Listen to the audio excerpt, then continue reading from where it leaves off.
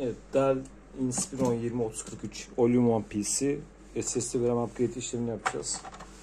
Disk bölümü burada kapakta. Kolay sökülüyor. RAM için 4 köşelerde vida var. Penet yardımıyla kasa açılıyor bu şekilde. RAM tarafı arka kapakta burada.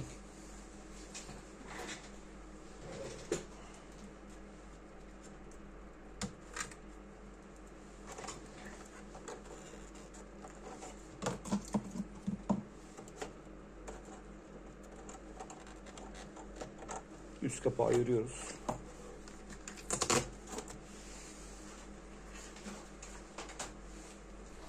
Daha kolay çalışmak için.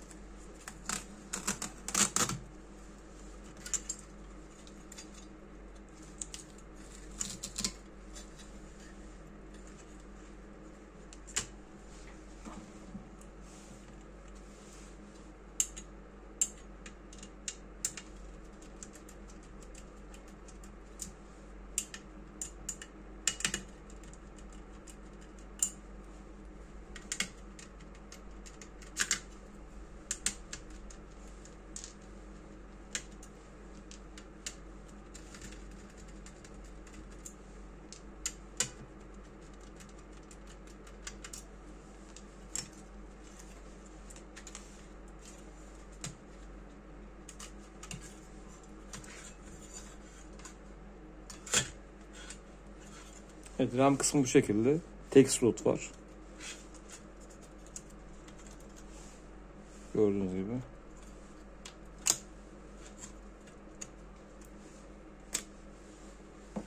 Evet, 8 GB RAM takacağız. DDR3. Kullanılan RAM tipi bu. Bu kadar.